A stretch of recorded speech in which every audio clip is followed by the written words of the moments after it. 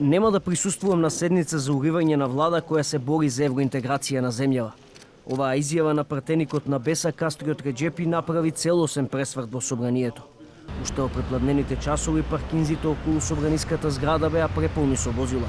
Седницата за интерпелација на владата закажана за во 11 часот не започна. Опозицијскиот фронт не обезбеди кворум, откако пратеникот Реџепи соопшти. Со оглед на политичкиот моментум по одложувањето на оставката на премиерот Заев за доброто на процесот и силните сигнали од стратешките партнери САД и земјите од ЕУ кои ми беа доставени од високи дипломатски представници, дека во декември земјата најверојатно ќе добие датум за преговори, решив да не учествувам на собраниската седница на која требаше да се донесе одлука со која ќе се доведе во прашање оваа витална национална и државна цел.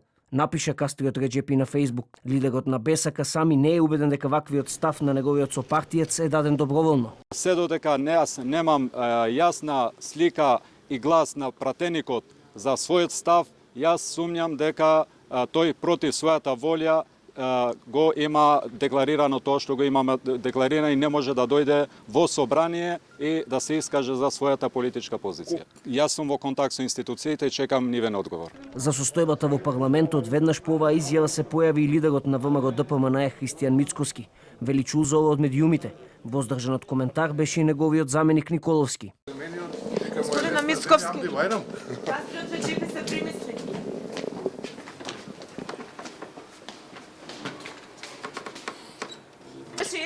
После ќе ви дам изјава. Фала.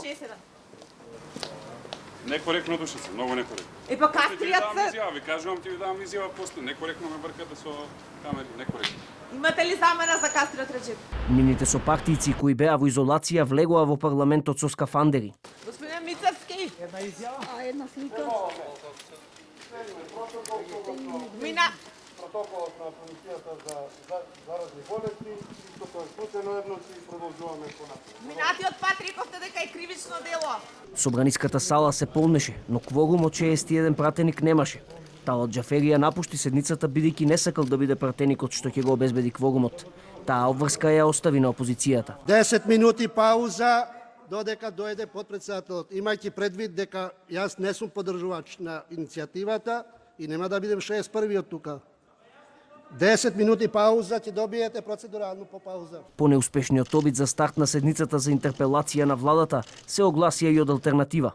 Последна комуникација со него ми била пред 4 години кога сме се раздвоили од БЕС. И знаев дека тој што еднаш те предава, ќе те предаде секој пат.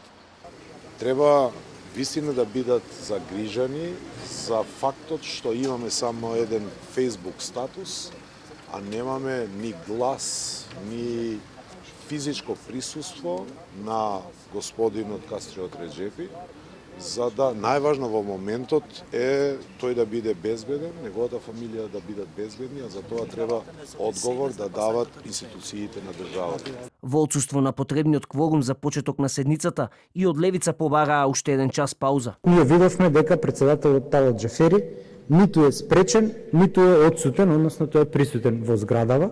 Па согласно тоа, барам еден час пауза да дојде председателот и да продолжи да ја води оваа седница. Во меѓувреме се отвори дилемата дали Пасиев, кој не е координатор на партеничка група, има право да побара одложување на седницата. Партениците од се уште постоечкото владеачко мнозинство се изјаснија дека ќе поддржат да биде изгласана доверба на владата. Јас секако ќе гласам за доверба на владата и премиерот Заев. До доцните попладневни часови седницата се уште не е почната.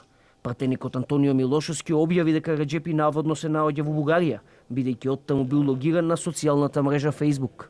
Во 11 часот пристигнаа пратениците во собранието на закажаната седница за иницијативата за гласање на доверба на владата. Сите со различни очекувања влегоа во собранието на денот Д.